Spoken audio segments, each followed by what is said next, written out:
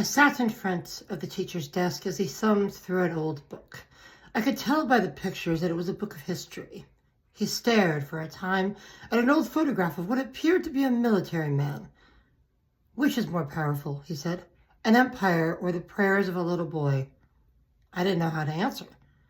There was once a little English boy who ended his prayers every night with the words, "Lord, we would not forget your ancient people, Israel.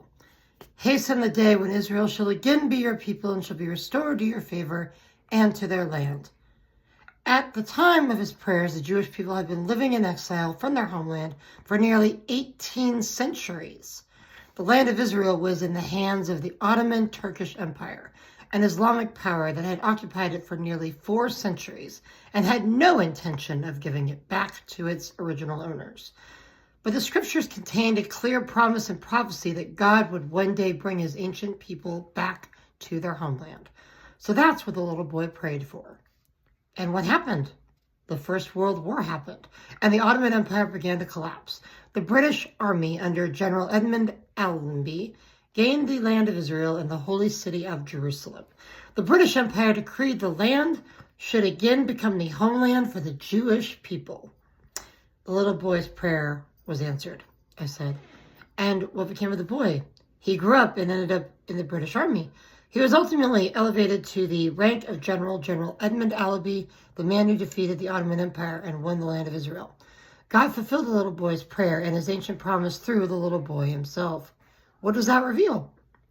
Sometimes God will answer your prayer by using you to answer it? Yes, said the teacher. And as to the question of the prayers of the little boy and empires, in God's hands, the prayers of little boys are stronger than empires. And the power of prayer, said the teacher, is greater than kingdoms. It not only changes lives, but history itself. The story of a man is filled with such accounts. Nations turning on a single prayer, and one who prays in the will of God can end up the chosen vessel of a long-awaited ancient prophecies and change world history. The mission. What do you need to do to lift up? What do you need to lift up to God? Lift it up.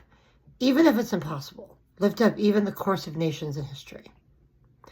Daniel 9, 1-25, James 5:16, and 1 John 5:14.